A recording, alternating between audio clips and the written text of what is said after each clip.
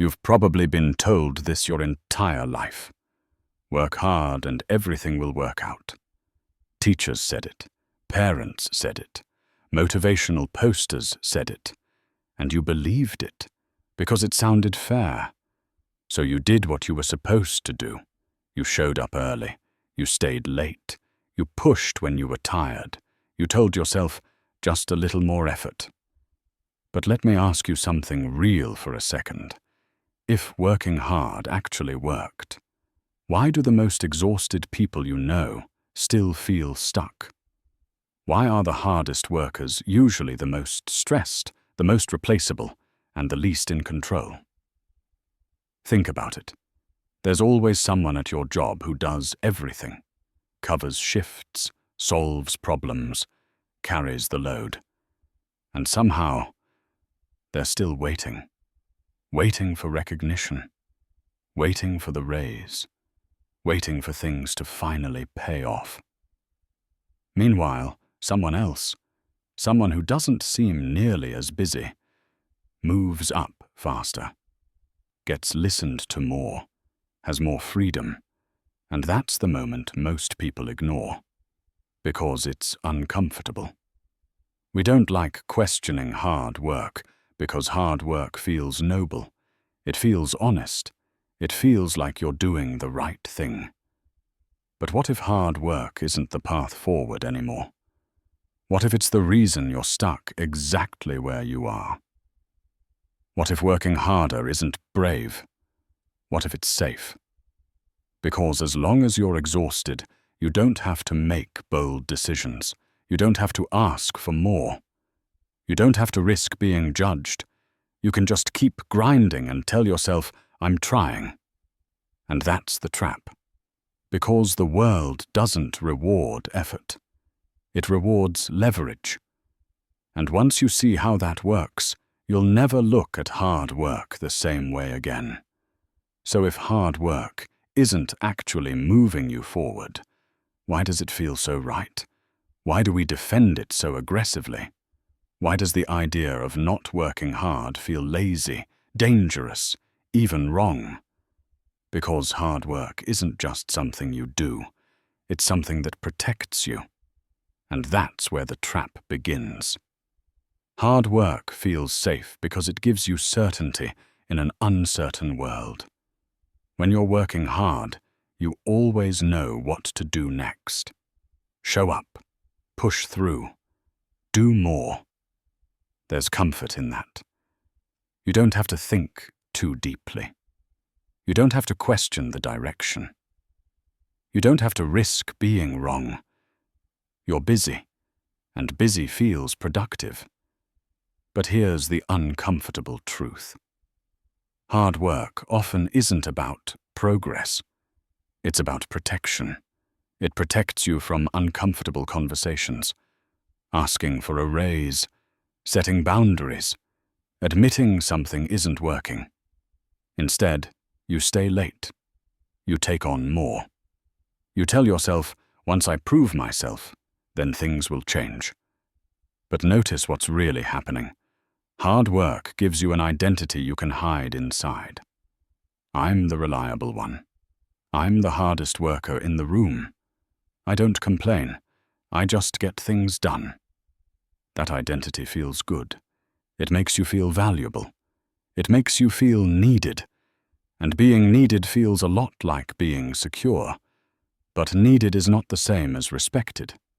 And it's definitely not the same as being free. In fact, the more you rely on hard work to prove your worth, the more predictable you become.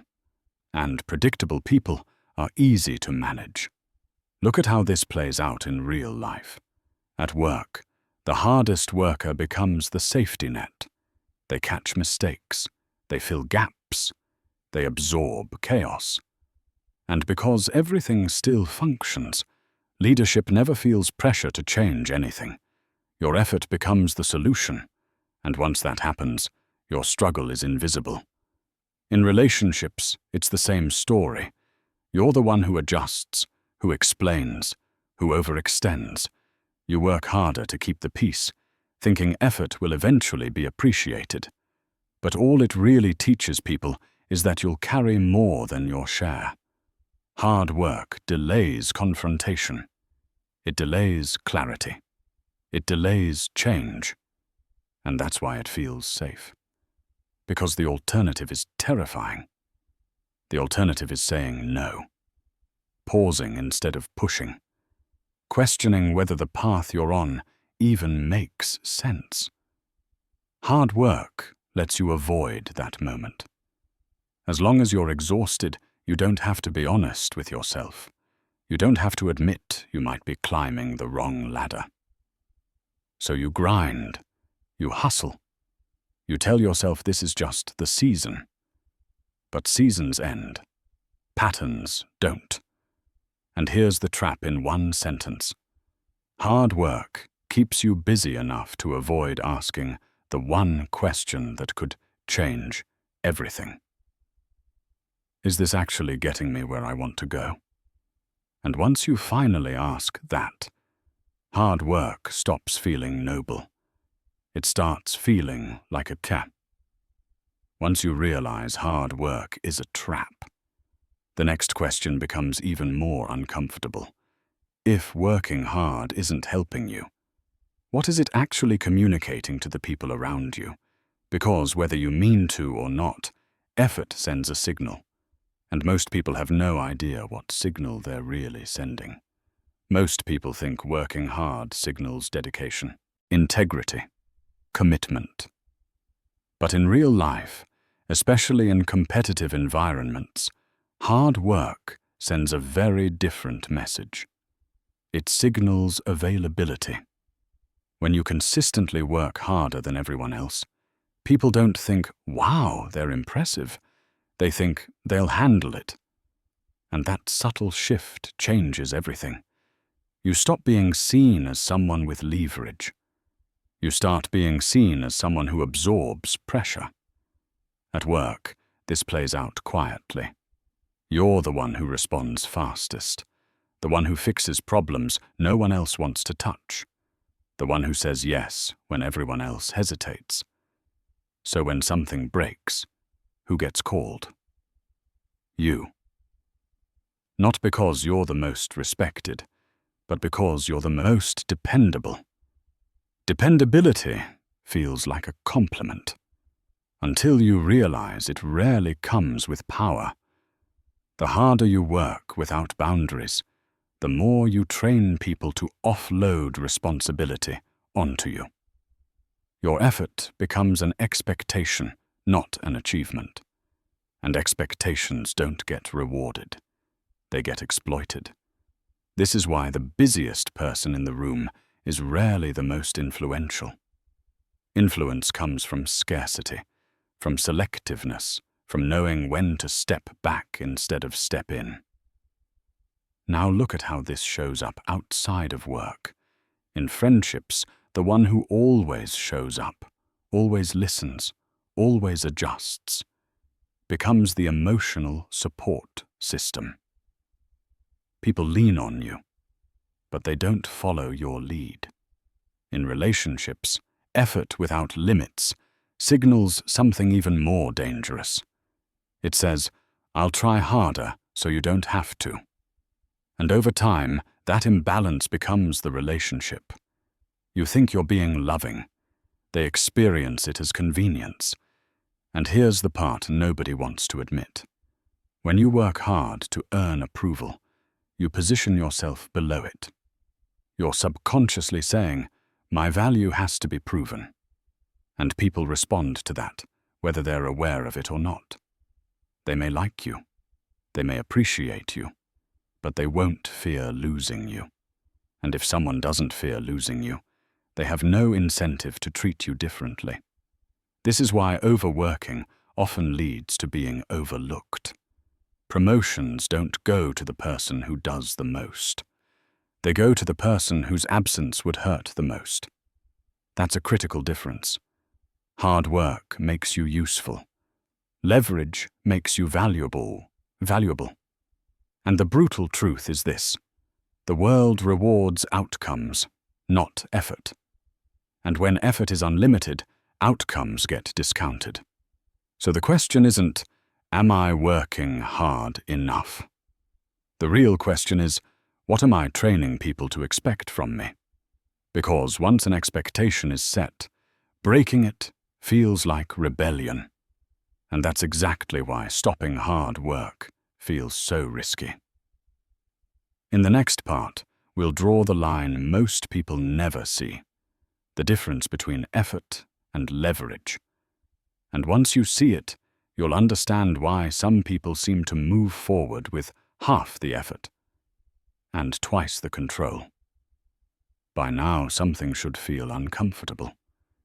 Because if hard work doesn't earn respect, and if effort alone actually lowers your leverage, then the real question becomes unavoidable. What are successful people doing differently? The answer isn't talent, it isn't luck, and it definitely isn't working harder. Effort is linear. You put in 1 unit of energy, you get 1 unit of output. More hours, more tasks, more exhaustion. Leverage is exponential. 1 decision affects many outcomes. 1 boundary changes multiple behaviors. 1 system replaces repeated effort. And this is the concept most people never learn, because it's invisible while you're busy. Effort feels productive because you're always moving. Leverage feels slow at first because it requires thinking instead of doing. That's why people avoid it. Leverage forces you to ask uncomfortable questions. Why am I doing this manually? Why am I the only one who knows how this works? Why does everything fall apart when I step away? Those aren't effort problems. They're leverage problems. Look at how this shows up at work. The hardest worker is buried in tasks. The leveraged worker is shaping outcomes. One is reacting all day. The other is deciding what matters. That's why someone who works fewer hours can have more influence. They're not valuable because they do more. They're valuable because they decide more. Leverage often looks lazy from the outside. Someone delegates instead of staying late. Someone says no instead of proving commitment. Someone pauses instead of rushing in to fix things. But that pause is where power lives, because leverage isn't about speed, it's about position. Hard workers trade time for approval. Leveraged people trade position for results. And here's the part that stings. Hard work is easy to measure. Hours logged, tasks completed, effort visible. Leverage is harder to see, until it's missing. When the leveraged person leaves the room, progress slows. When the hard worker leaves, someone else gets tired. That's the difference. This is why grinding rarely leads to freedom. Effort scales poorly. You have a fixed amount of energy. Leverage scales infinitely. Systems, skills, decisions, and boundaries don't get tired. This applies everywhere, not just careers. In relationships, effort looks like constantly explaining yourself. Leverage looks like setting a standard once. In personal growth, effort looks like endless motivation. Leverage looks like changing the environment, so discipline isn't required. In money, effort is working more hours. Leverage is creating something that pays whether you're present or not. And the most dangerous illusion is believing effort will eventually turn into leverage. It doesn't. Unless you deliberately stop and restructure, effort just creates more dependence on you. That's why the most valuable move is often the one that feels wrong. Doing less. Stepping back, letting something break. Because breakage reveals where leverage is missing, and most people avoid that moment at all costs. They'd rather exhaust themselves than confront the fact that they've built a system that only works because they're suffering inside it. So here's the line you don't cross lightly. If you are required for everything to function, you don't have leverage. You have a liability disguised as importance. And once you understand that, the goal stops being to work harder. It becomes to design your life so effort matters less. In the next section, we'll talk about why people get addicted to hard work, and why letting go of it feels like losing your identity. That's where the real resistance shows up. At this point, the logic is clear. Working hard doesn't equal leverage. Effort doesn't automatically turn into power. So if it's not working, why is it so hard to stop? Why does the idea of slowing down, stepping back, or doing less feel almost threatening? Because hard work isn't just a strategy. It's an identity. Most people don't work hard because it works. They work hard because it protects them. Hard work gives you something incredibly powerful. A story you can tell yourself. I'm not where I want to be yet, but at least I'm trying. I'm behind, but I'm disciplined. I may not be winning, but I'm not lazy. That story cushions disappointment. It makes stagnation feel temporary. It keeps your self-respect intact. And that's why letting go of hard work feels dangerous. Because if you stop grinding, you lose the excuse. No more hiding behind effort. No more moral high ground. No more, at least I gave it everything. Now you're exposed to a scarier question. What if I'm doing the wrong things? Hard work also gives structure to your days. When life feels uncertain, effort creates order. Wake up. Stay busy. Stay tired. There's comfort in exhaustion. Because when you're exhausted, you don't have the energy to doubt your direction. Doubt requires space, silence, stillness, and hard work destroys all three. There's also validation baked into effort. People praise grind. They respect sacrifice. They admire endurance. No one claps for restraint. No one celebrates someone who walked away at the right time. So you chase the kind of approval that's always available. You're such a hard worker. I don't know how you do it. They really rely on you. Those compliments feel good. But notice what they never mention. They don't mention freedom. They don't mention influence. They don't mention choice, because addiction to hard work is really addiction to being needed. Being needed feels like purpose, but it quietly replaces self-respect with obligation. And here's the deeper layer most people never confront. Hard work delays judgment. If you fail after trying your best, it hurts less.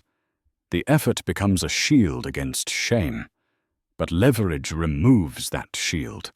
Strategic action is visible. Boundaries are visible. Decisions are visible. You can't hide behind hours logged. That's why people who stop working hard often get labeled arrogant, lazy, or detached. Because when you stop over-explaining your value, others feel the loss of control. So you keep grinding. Not because it's smart, but because it's familiar. And familiarity feels safer than truth. But here's the turning point.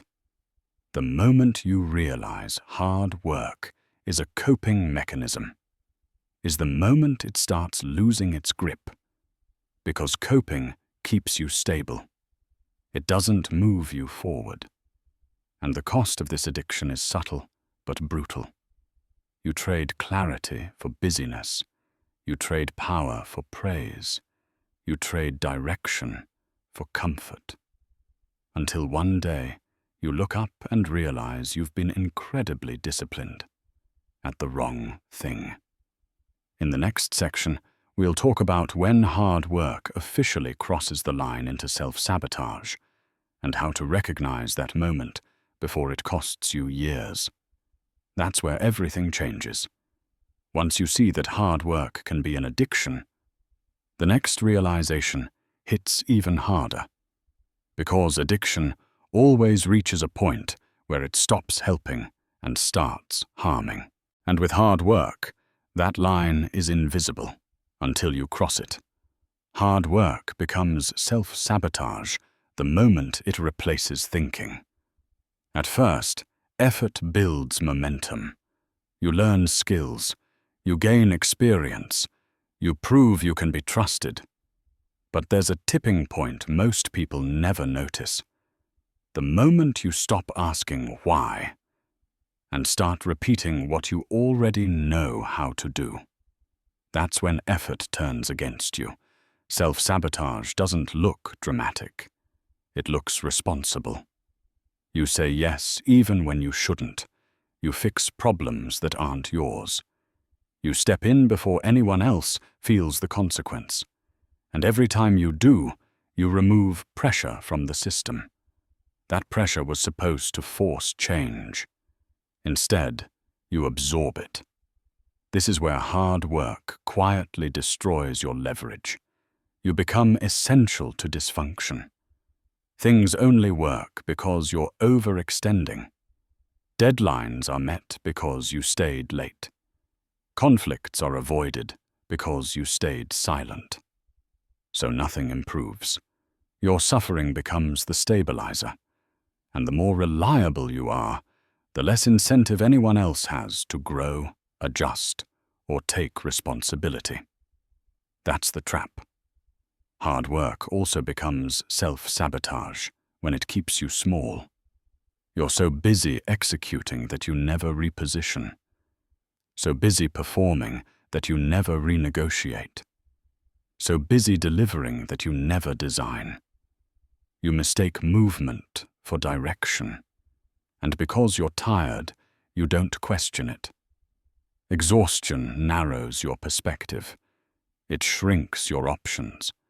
It convinces you that survival is the goal. That's how people stay in the same role for years, while telling themselves they're building toward something. Another sign you've crossed the line: when your effort is invisible. You work harder, but expectations rise faster. You deliver more, but appreciation stays flat. You solve problems, but your authority never increases. That's not bad luck. That's the system adapting to your overfunctioning.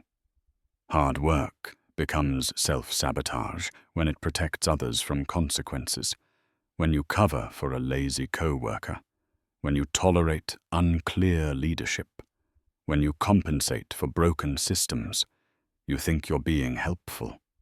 What you're really doing is teaching everyone that the cost of dysfunction is yours to pay. And here's the most painful version of this. Hard work becomes self-sabotage when it delays the moment you should walk away. You keep telling yourself, just a little longer. Once this phase is over, after things settle down. But things never settle down in systems built on your sacrifice. They stabilize around it. So how do you step out of the hard work trap without destroying your life in the process? Because the goal isn't chaos. The goal is control. This isn't about quitting your job, cutting everyone off, or disappearing to find yourself. That's just another form of avoidance. Real change is quieter, more strategic, and honestly, more uncomfortable. The first move is not doing less work. It's doing less unnecessary work. Most people are exhausted because they're over-contributing to systems that would survive just fine without them. So start here.